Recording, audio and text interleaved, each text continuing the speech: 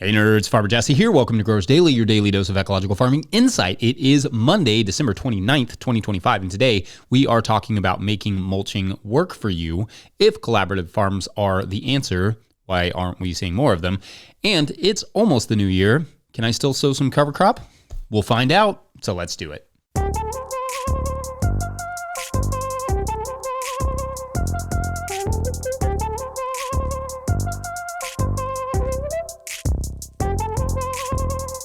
All right, happy Monday, everyone. I hope you all had wonderful weeks last week. We missed quite a few days with the show there for the Christmas holiday and Boxing Day, of course, and a rough first half versus Arsenal, but a pretty good second half versus Arsenal. I feel like we could have two of those halves.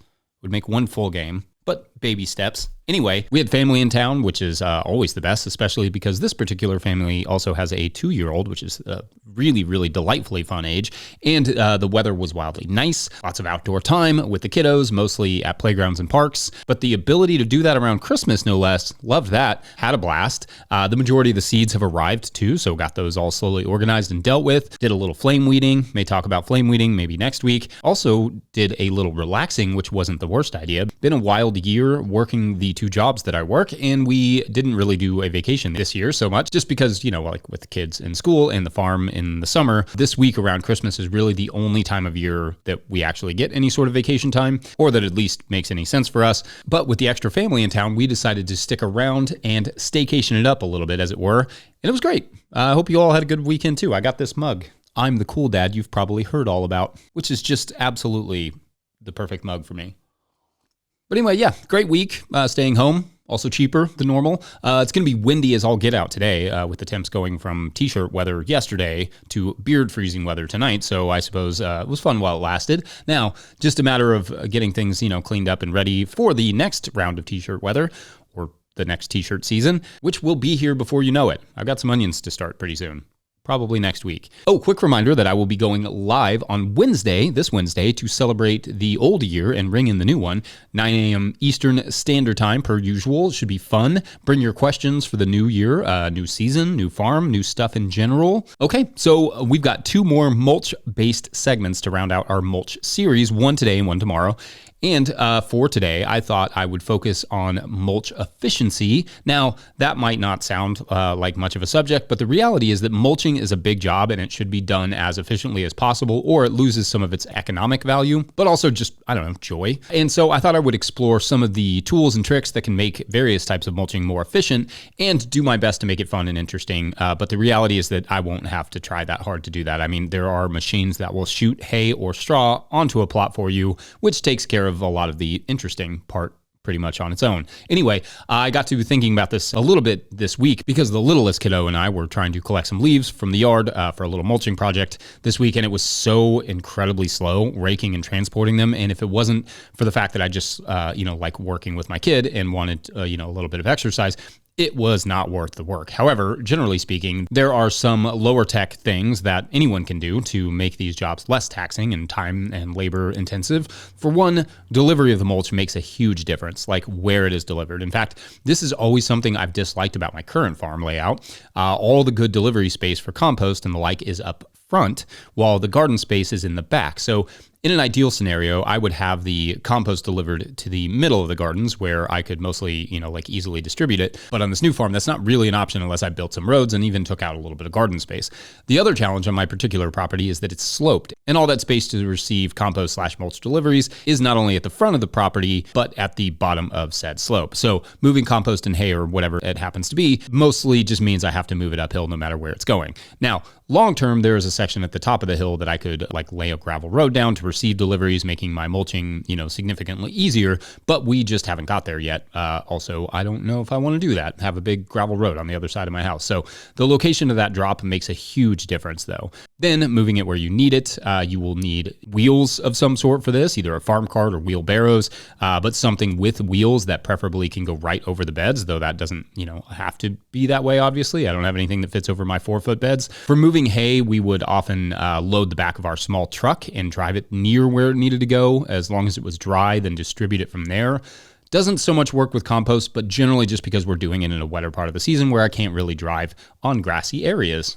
because I like my truck to not be stuck. But in an ideal scenario, you would be able to drive the vehicle near enough to the beds that you could just drop each bale roughly where you need it, because hauling hundreds of bales, even a couple hundred feet, will wear you down. As for compost, wheelbarrows or compost spreaders are going to be the ticket there. They make a small compost spreader for the BCS that I got to mess around with a bit once at an event in Louisiana. But wheelbarrows work fine too and don't require a walk-behind tractor, which is nice. Loading is the bottleneck generally, like loading the barrows up with whatever you have. So if you have a tractor, you can load 3 or 4 barrows at a time by lining them up. Otherwise, hand loading is going to take up a lot of your time. Though pro tip, lay the barrow on its side, like against the pile, to fill it up as much as possible like that very quickly, then tilt it back up and top it off. It speeds things up quite a bit. Saves you a little bit of time. Now, obviously, there are larger tractors with compost spreaders, and that's all great too if you can, get the depth that you want.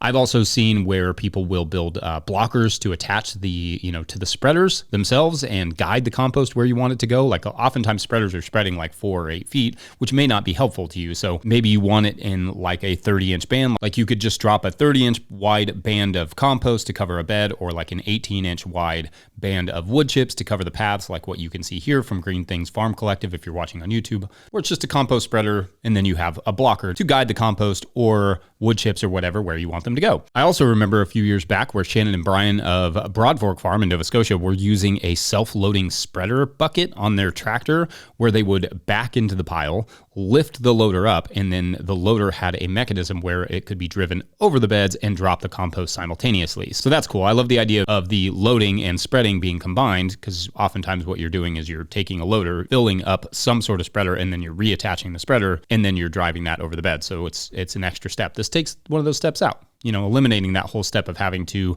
use a bucket to load a spreader. Very cool. Then, of course, there are mulch spreader services out there in the world that have some wild equipment, like giant trucks with long hoses that the operator can stand there and spread compost for you on a bed or over an area. I don't know what they cost or how common they are or how available they are to you, but it wouldn't be hard to calculate the labor saved and figure out if it makes financial sense to use one of those services. There are also straw mulch machines and services that will literally shoot straw over an area for you. You effectively load the bale in the back and it shreds and or launches it, depending on whatever it is that you want it to do. I am not recommending these necessarily over just, hand spreading, but if the cost is effective for you and you have a lot of ground to cover, maybe a job worth outsourcing. You could at least look into it. Anyway, there are more nuances to this idea of making mulch efficient, but let me know your thoughts or experiences or even inventions or tools you use, and we can always get back to this subject at a later date. There's a lot to say about it. Otherwise, it's break time. And then up next, we will talk about collaboration, but by we, I guess I just mean me, so it's not a very collaborative conversation. Anyway, you get it. BRB. Today's episode is brought to you by Farmhand.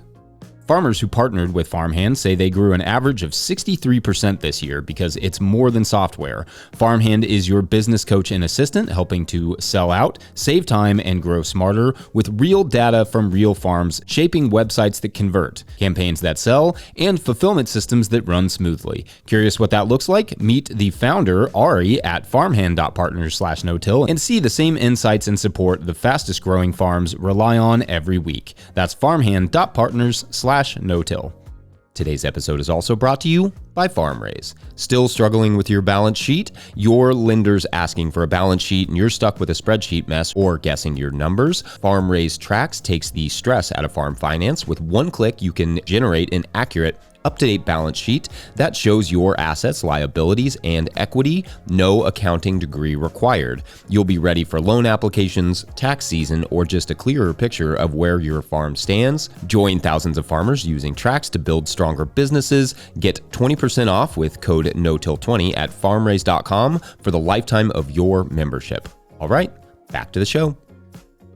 If you, the listener or viewer, are enjoying this podcast, getting even a small amount of value from it, consider supporting our work over at patreon.com/no-till-growers. I will try to get to questions from everywhere that questions come in, but I will always get to your Patreon questions. Now, today's Patreon question comes to us from Patreon member Jared Kirst at Rivendell Farms, who writes, quote, "Hey nerd, super impressed with your Growers Daily iteration. I've been re-listening to collaborative farming episodes, craving answers or inspiration around cultivating productive cooperative relationships in our ag community. opportunities. It seems that there are glimpses, even working examples, of the powerful potential for true cooperation in farming. It seems equally apparent that many determined, independent character types attracted to life on the land can struggle to embrace collaborative opportunities. Do you have any thoughts about overcoming resistance or discomfort in building collaborative relationships amongst fellow farmers? End quote. Love this, Jared. What a great question for the last week of the year as well. And shouts to Jared also for being one of our longest running supporters. So very cool there. So I completely agree pretty much on both fronts. There is a need and a lot of interest in collaborative farming models, and also there are a lot of people who are resistant to the idea, or people who might even be into it but never fully pursue it. I guess I would definitely fit into the latter part of that latter category of people who are fully into this idea of collaborative farming, but have not pursued it, at least not yet, I guess. And for me, and probably a lot of other folks, I was many, many years into building my own farm business before this idea ever crossed my brain, or at least crossed it in a way that seemed doable.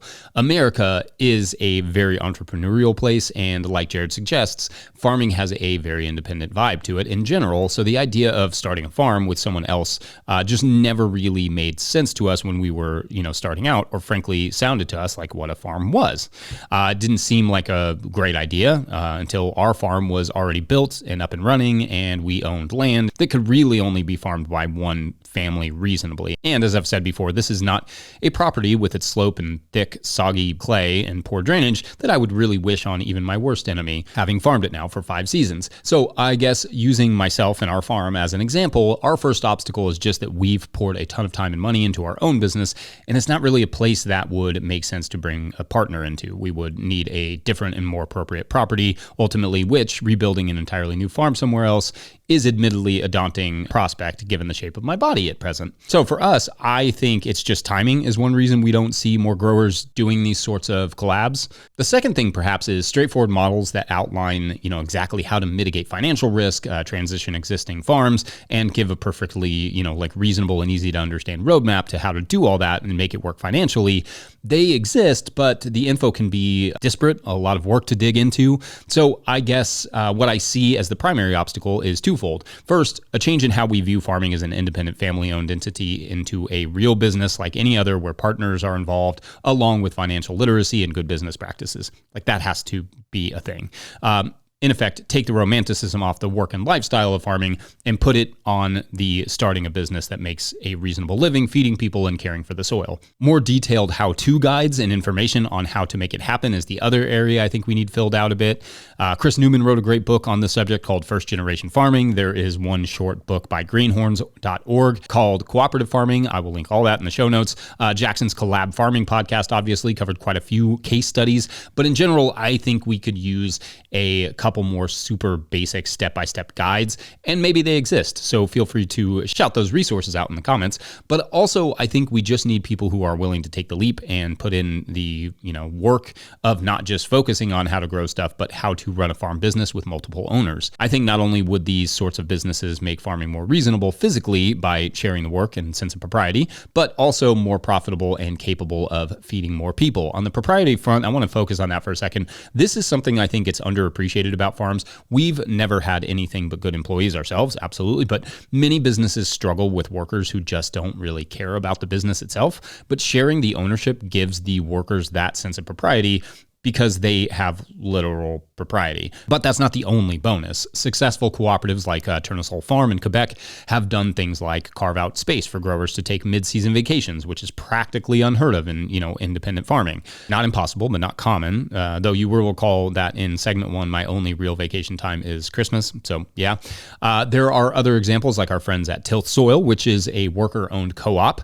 Green Things Farm Collective, whose wood chip spreader was what I showed there in the first segment. So there are examples out there, and I think highlighting some of these sorts of stories and success stories helps to demonstrate what is possible. And again, maybe that's a bit on people like me who, talk about these things publicly, because I suppose one thing holding people back from getting into businesses like this in a more cooperative sense is not seeing enough examples of how successful people can be at it.